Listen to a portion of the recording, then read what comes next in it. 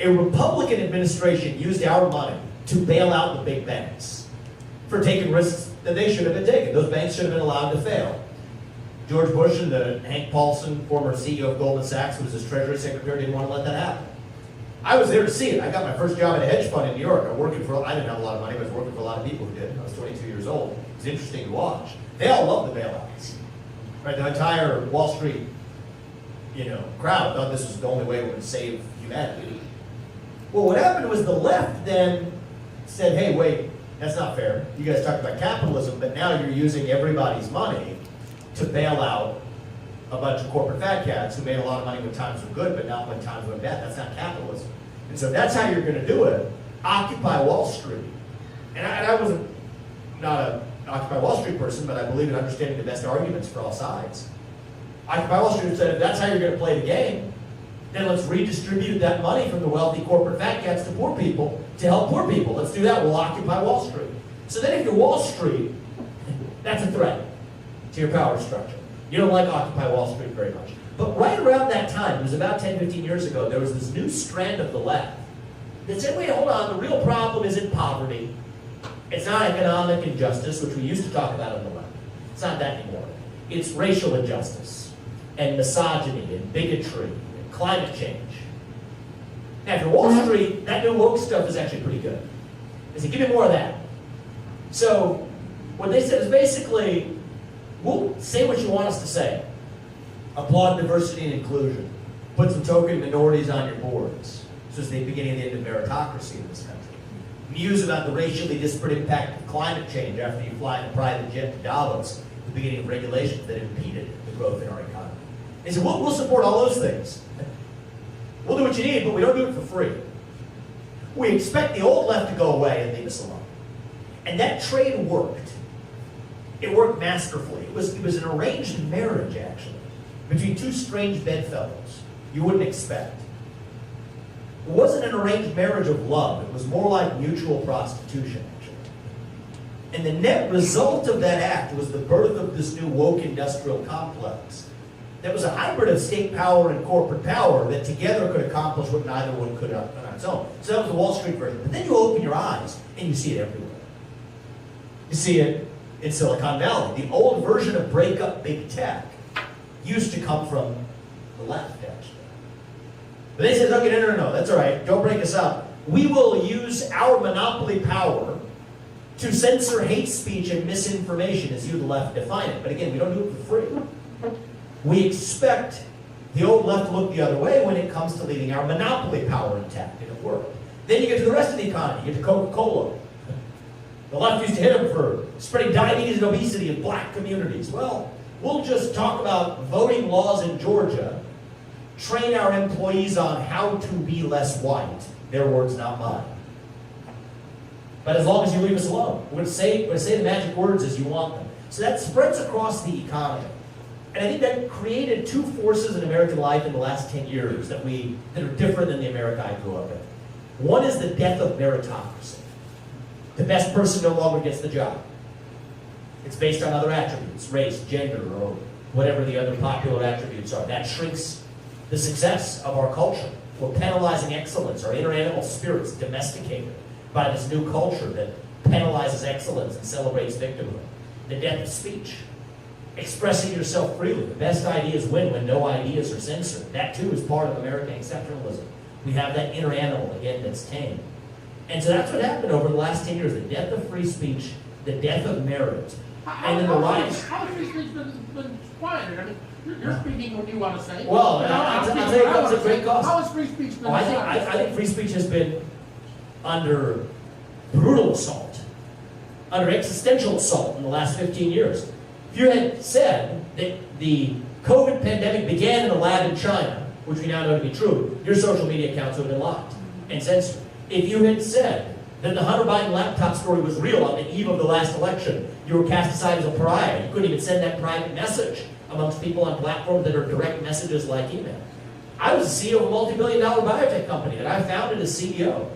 After George Floyd died, there was a demand that every CEO in this country make a statement on behalf of BLM. I refused to do it. A, I can't say something I don't believe in, and B, I don't think that's the job of a company. multiple advisors to my company resign. I basically had to face a choice. Was I going to speak my mind freely and actually do it as a citizen? I stepped outside from my job as a CEO to do it. Or could I just bend the knee and do what every other tech CEO this country was doing? You have people who have been fired for wearing Trump hats to a shipyard in Virginia. A grandmother who was told that she couldn't wear a red sweater to work on Fridays because it was considered a microaggression to celebrate veterans because some member of a protected class said that was a microaggression to his identity. So we have a sweeping problem with free speech in this country. A culture of fear that has spread like an epidemic more quickly than COVID-19. COVID-19 just goes this way. Our culture of fear goes 360 degrees. That's what's happened in this country. And that culture of fear has replaced our culture of free speech. You've been taught to shut up, sit down, do as you're told. That's what our culture has become. It tamed us to become a culture of sheep, a nation of sheep. And a nation of sheep is what breeds a government of wolves. That's what we've lost. That's what's different in the America I grew up in. I went to places like Harvard and Yale. Make no mistake, as somebody who leaned right, I was in the intellectual minority, but I got a better education because of it back then. Because at least you were taught to debate openly. Today, the kids who go to Harvard, forget about it.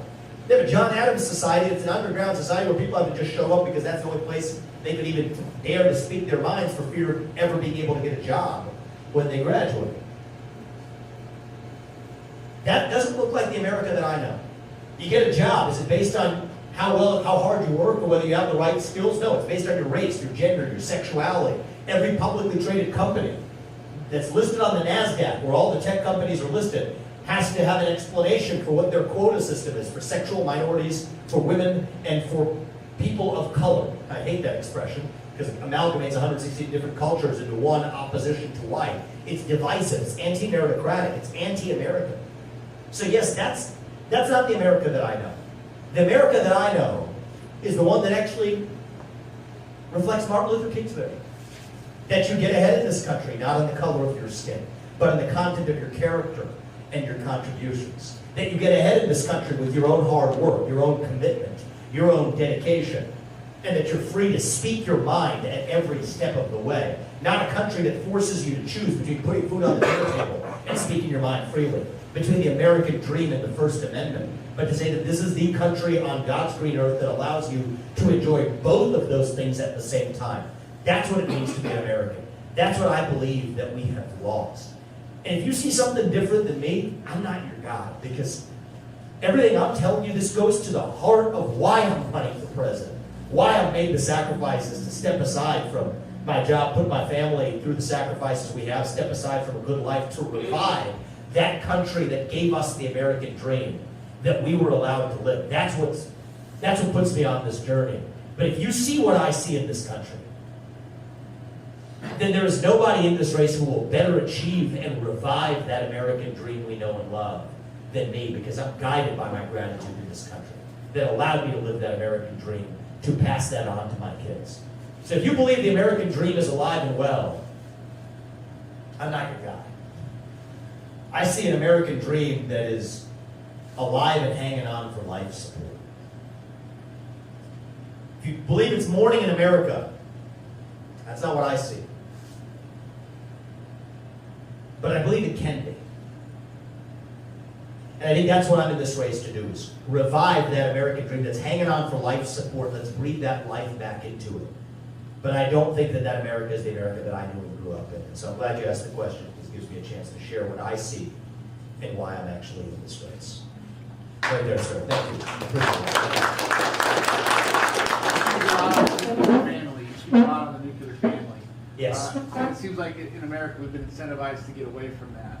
How do you promote that to the American people? How do you make that something Yes. to be aimed towards? So the nuclear family. Well, this actually relates to one of the many reasons I couldn't, as a CEO in good conscience, make a statement or a donation on behalf of BLM, which was the thing I was supposed to do as the CEO of a prominent biotech company.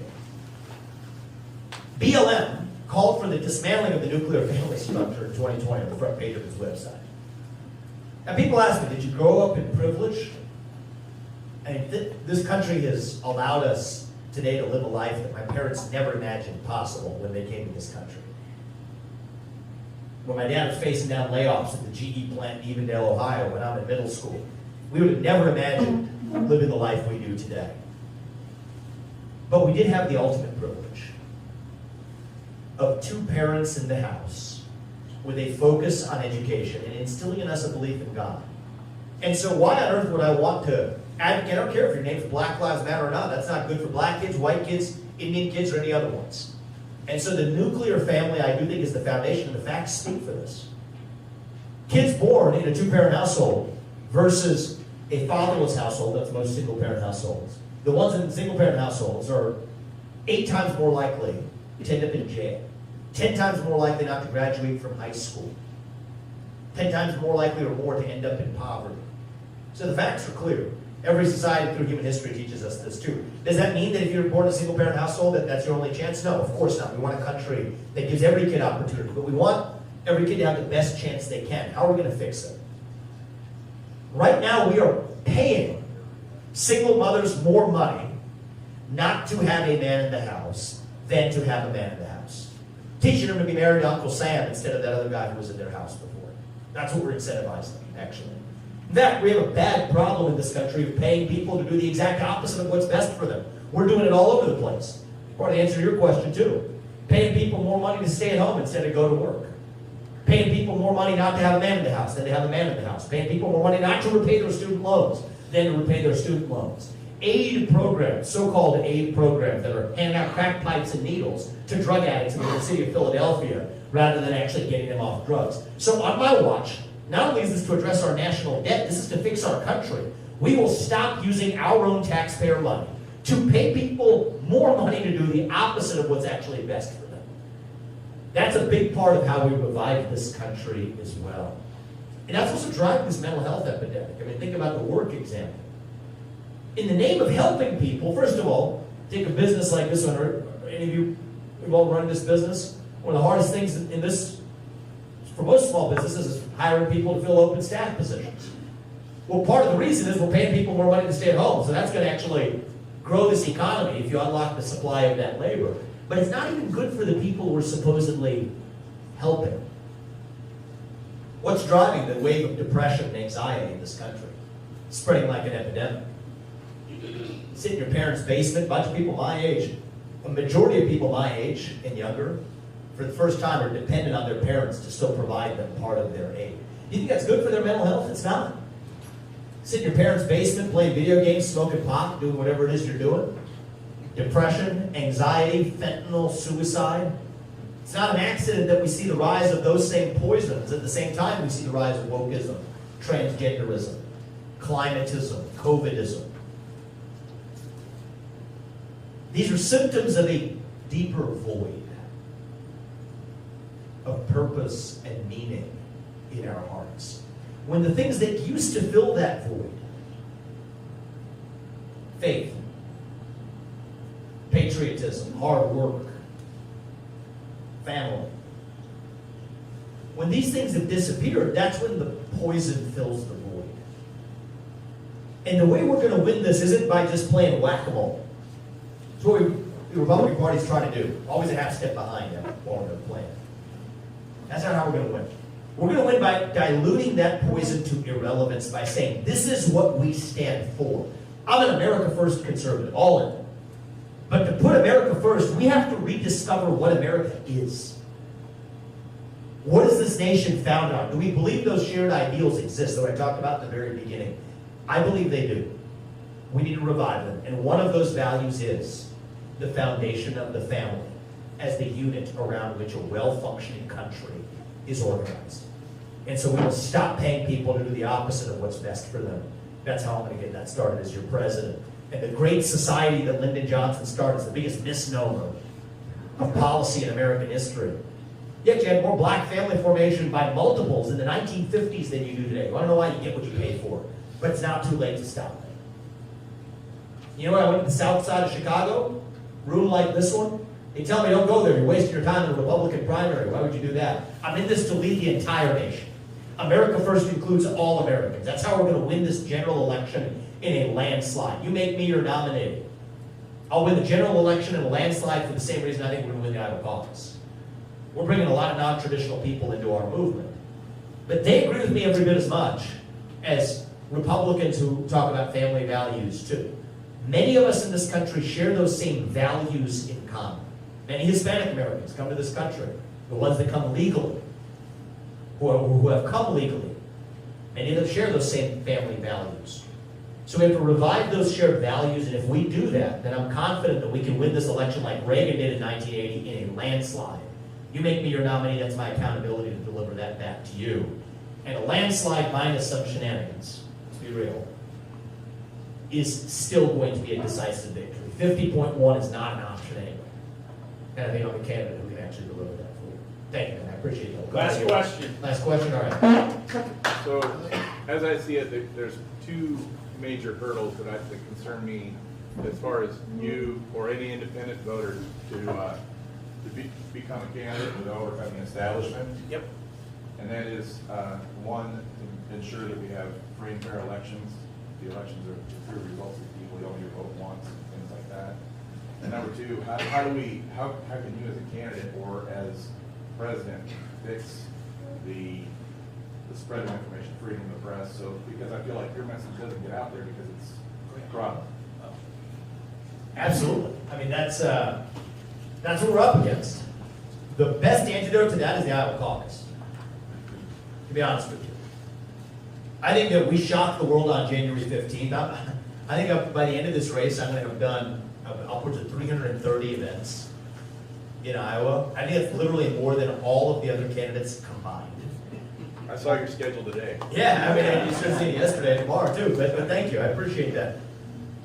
That's our way around this, right? I mean, our family's made an immense investment, but even still, we can't compete with the super PAC puppet masters and what they're trying to flood the airwaves with. We're doing this differently, bottom up. So that's how we take care of, you can't, my view of this is, if you run into a wall, you run through the wall, you go under it, you go over it, or you go around it. But you don't say no. On behalf of this country, we can't say no. Now, how are we going to secure free and fair elections?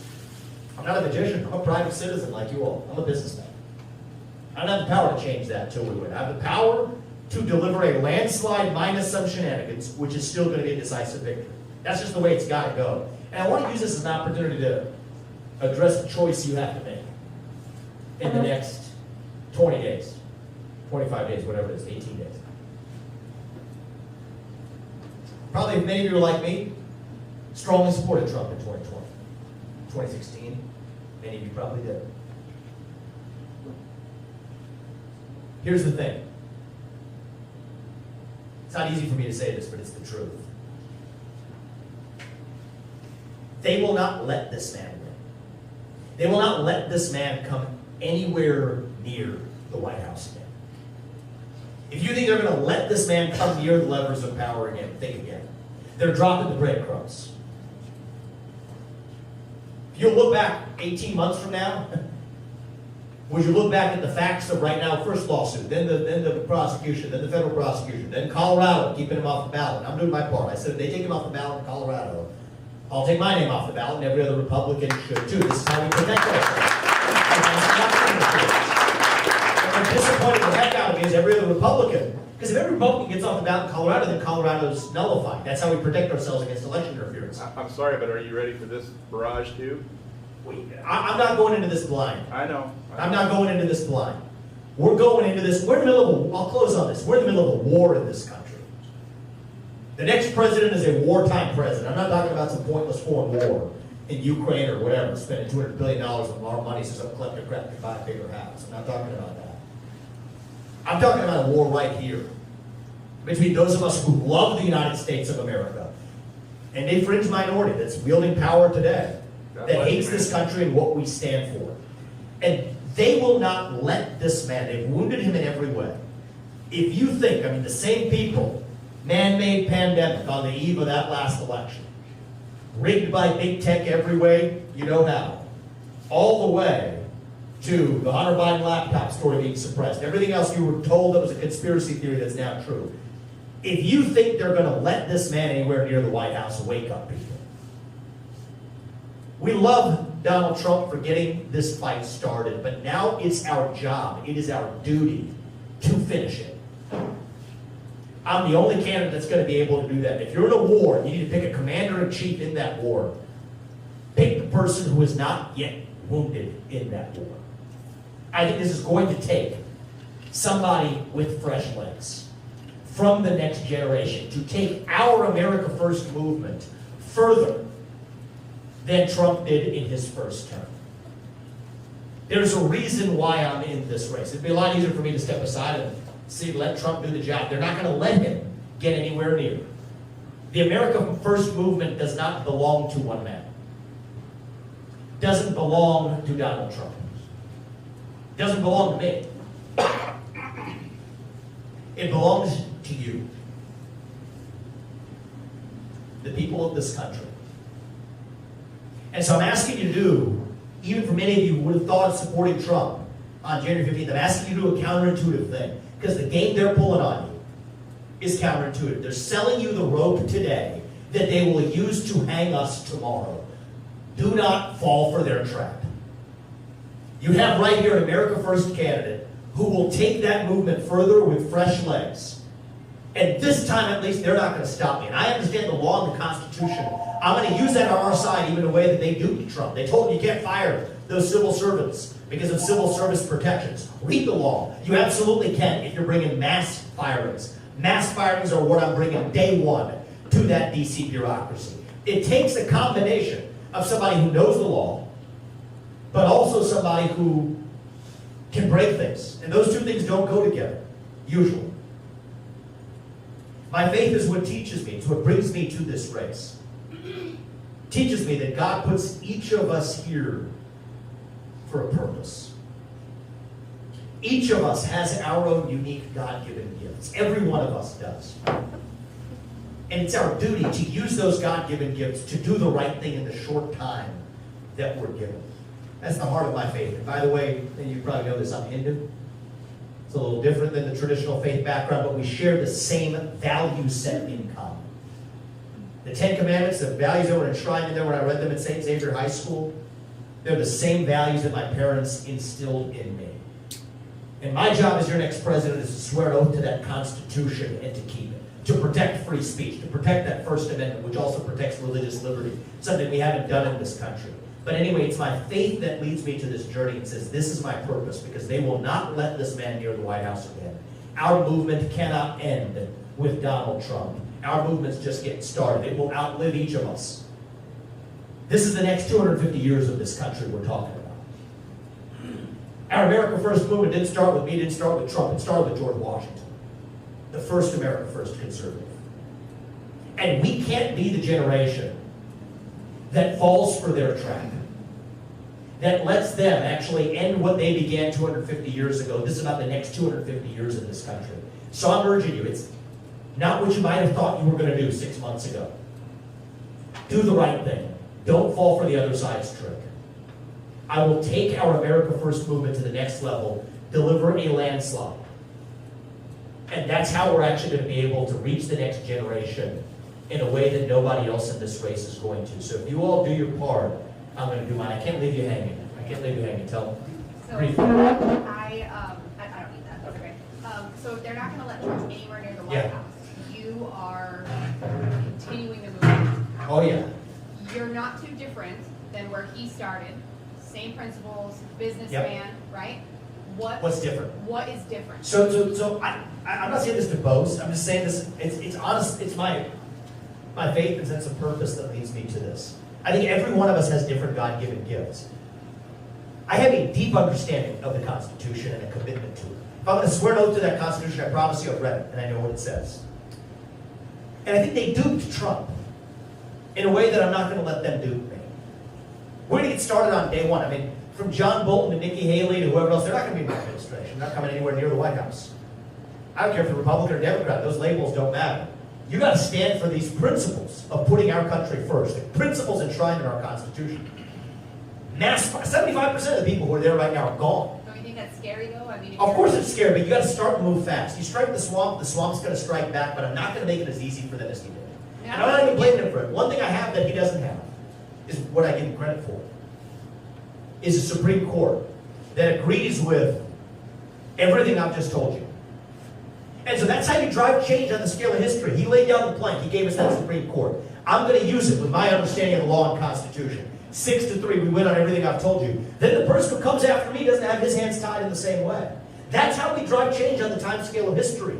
It's not about me, it's not about Trump, it's about this country, it's about the next 250 years. Do we want the American experiment? I think if we don't get it right this election, I don't think we have a country left. Amen. I say we're at war, I don't mean that lightly. I don't think that my kids will grow up in the country that we know to be the United States of America. That's what's at stake. Vivek, you may not say this about yourself, but you can articulate it. That's up to you to decide. But I think that can help reach the next generation. The next generation, that's what the whole ball game is about. We're bringing young people at a scale this movement has never seen. Most people have resigned to the next generation. They're against us. They're not against us, they're lost. They're starving for leadership and direction and purpose. And I can give that to them. And so I'm not putting anybody else down. But I'm going to tell you what I believe is my duty and we will bring to the table here. And so I come back to say on January 15th, every one of your voices that day at the Iowa caucus, it's like the equivalent of 1 million people for the impact it has on choosing the president. I know 6 months ago you might not have thought that this was the way you're going to go, but I'm asking you to do the right thing. And I'm asking you to do a little more than that. There's 10 people, each of you know, who isn't in this room. Tell them what we talked about here. Bring them too. And if you all do your part, I promise you, my family and I, my wife Apoorva and I, who's making immense sacrifices to be part of this journey too. She saved lives during the day, but she understands how important this is. This is about saving the life of our country. I promise you we will do ours. To make sure we don't have to be this nation in decline. We don't have to be at the end of the ancient Roman Empire. I think as a nation right now, we're really just a little young, actually. That's the way I'd like to see it, at least. Going through our own version of our adolescence. Figuring out who we're going to be when we grow up. And when you view it that way, it makes sense again, actually. Now you go through your adolescence, you go through that identity crisis, you lose your way. But we can be stronger for it on the other side. So no, I don't think we have to be that nation in decline. I think this is my last chance to tell you this. I think we still can be a nation in our ascent. Maybe even the early stages of our ascent, actually. Maybe there's another 250 years still left. So if you all do your part on January 15th, I promise you, Apoorva and I will do ours to make sure, not in some fake politician way, but in a true way, make sure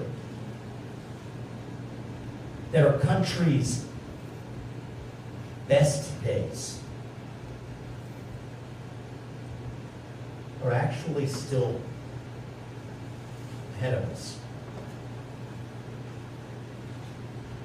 Thank you for coming today. God bless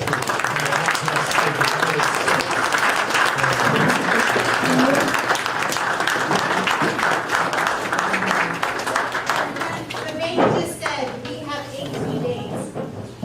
Just as he handed me the mic, so he is handing us the baton.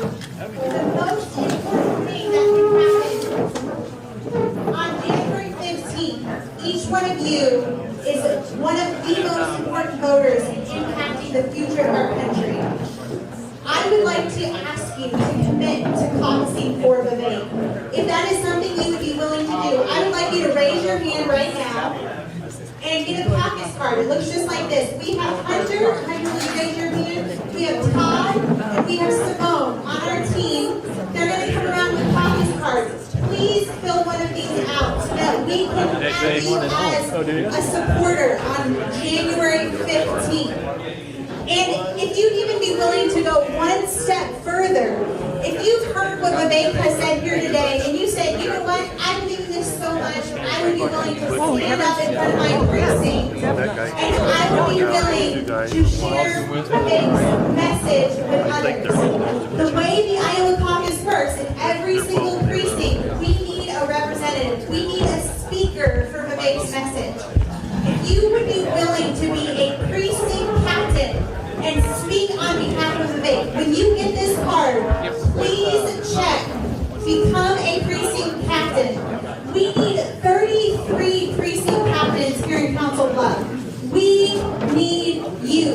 Vivek needs you. Please grab a card. If you are willing to speak Vivek's message and share his message with others, check, become a precinct captain. We need 33 strong believers that are willing to stand up and share Vivek's message with their local precinct and say, yes, this is the man who can save our country. So please fill out a caucus card. We are honored to have your support. Vivek needs your support on January 15th. And above and beyond, if you are willing to take what you have heard here today and deliver that message to others at your local precinct on January 15th, we are honored and proud to have you on our team. Thank you.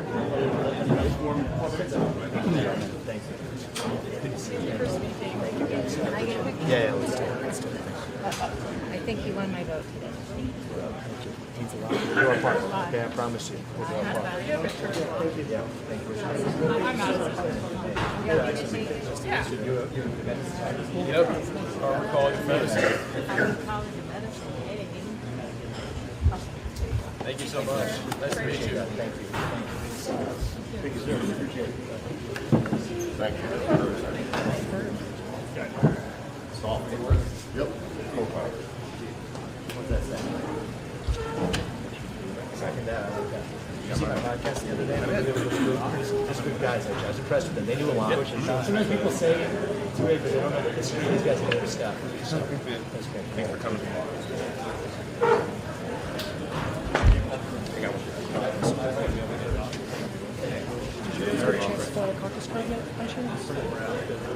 Oh, Nebraska. Thank you very much. Good luck to you. Already saw you. Yeah. Hey, best of luck, man. Good luck. You know the caucus before? Let's spread the word here. Outside of donating. Thank you. Good luck, man. Have fun. That would make a difference for us. Thank you. Thanks for coming. It's good to see you, man. Thank you. Thank you. Thank you, brother. It's good to see you. Good seeing you. Oh my God, I don't do this a lot. Thank you so much. Thank you. Stay centered with your purpose, man. Wow, you. Thank you. I appreciate that. I don't know how Not you always put up with easy. I that don't woman always, on there. well, not perfect, but that's what we try to do. I appreciate it. Thank you, sir. Good to see you. Good luck. 18 days. Yes. Maybe. Appreciate you spreading the word. We're Absolutely. going to do this. I think we're going to do this. Sounds great. Thank you, Star. Rachel. Thank you for being here. I'm a teacher. I emailed you a couple you years did? ago. Oh, good. Oh, thank you. Years back. Good to see you again. You live around here? Yes, I do. It's good to see you. I get a picture. Yeah, let's get a picture. Yeah. Thank you. Thank you. All the best and work hard. Thank you, guys. has a quick cattlemen's Hey, Jim Mundor. on the vegetarian. Yes. So you wrote in Woking that you're friends or you know of one of the You read the whole founders. book? Yeah. Yeah. But you are friends with one of the founders of a cell culture meat company. I met him at an event. Yeah. Okay. It's a good dude. And you showed support for plant-based meat and cell culture meat, and you are a vegetarian. And I know a lot of cattle guys who love your message. Yeah. And You what know, you're talking about. Can you give him a clear answer? Well, on this? yeah, I'd like to. Is I don't believe it's my job to legislate my own preferences into the law. Right. In Woke Inc., actually, if you read the book, Yep. I basically gave the example of that's not my job as a CEO. So even though I'm vegetarian, we serve meat at our events for people Right. who to allow to make their own choices. And so what I told you here is we swear an oath to the Constitution to keep it. That's what we're going to do. And I think there's nobody who's actually going to fight a lot of that regulatory red tape more strongly than me because it's unconstitutional. Right. That's why. That's the I beauty get of it. this country. I get it. So- But you know there's, like, cattle guys, if you say you're vegetarian, they're gonna be Well, wary of it. Well, they should be, but think further, because the easier thing for me to do, right, is get to do the math. Who's being honest, right, about what the commitments that I'm making? The easy thing for me to do is, every politician, sort of check the box and pretend to be something they're not. I could change Right. my name, claim to Yeah. convert religion. Right, I'm yeah. not doing that shit. Right. Why would I do that? I want to speak the truth. Yeah. But when I'm telling you, then Appreciate it. that's how you know when I'm telling you I'm going to stand for the Constitution, and actually stand against a lot of those unconstitutional regulations that actually are hurting you and your colleagues.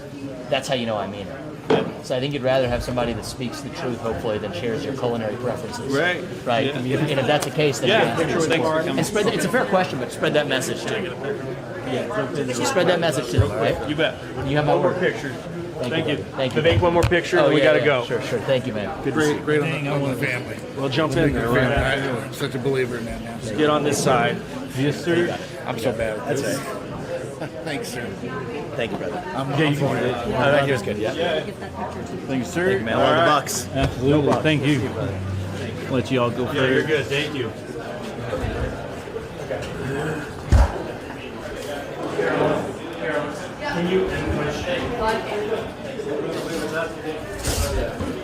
Hope you guys had fun.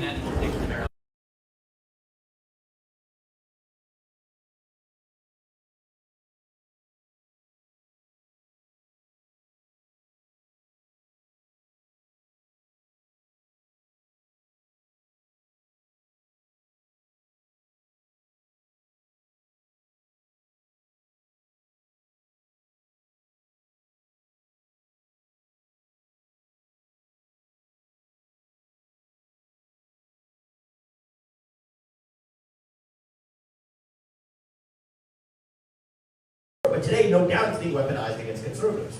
Wore a Trump hat. Jack Smith's subpoena.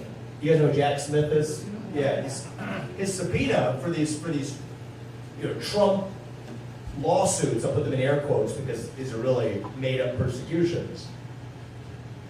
Actually asks for anybody who has, you guys may not know this, who has either liked or retweeted a Trump post in the year 2020. That's part of the subpoena that the special prosecutor's collecting. Now combine that with a Republican Trojan horse, Nikki Haley, who says that you actually need to have your driver's license tied to your social media account. You get to a totalitarian state. Central bank digital currency, brought to you by advocates at both parties. For those of you who know what that is, that's where this road ends. It ends in totalitarianism, but it's in both parties. If you think this is a Democrat versus Republican issue, you're missing the plot. So anyway, that's why as U.S. President, it's important to restore one standard, the rule of law. You have to be willing to gut those bureaucracies. I give you a very practical plan for how we do that for the FBI. Clean house, every U.S. attorney, every assistant U.S. attorney in the DOJ is turning over on my watch.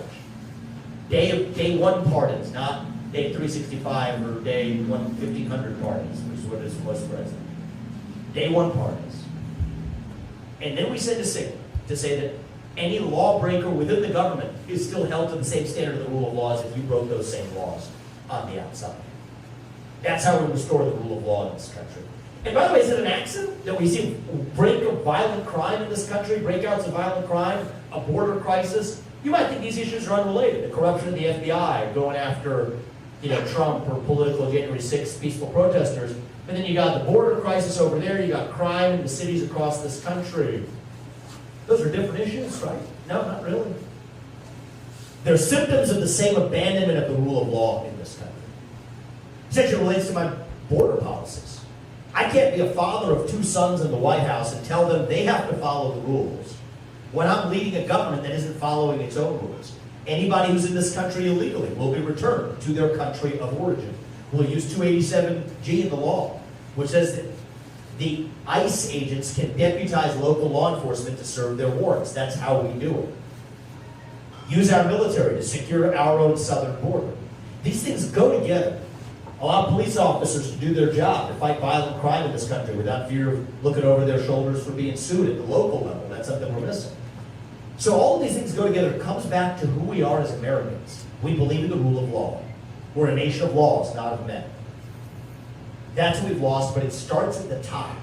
And when the federal government, the FBI, the DOJ, the top law enforcement agencies at the federal level are themselves abandoning the rule of law, why does anybody else feel like they need to follow the law as well?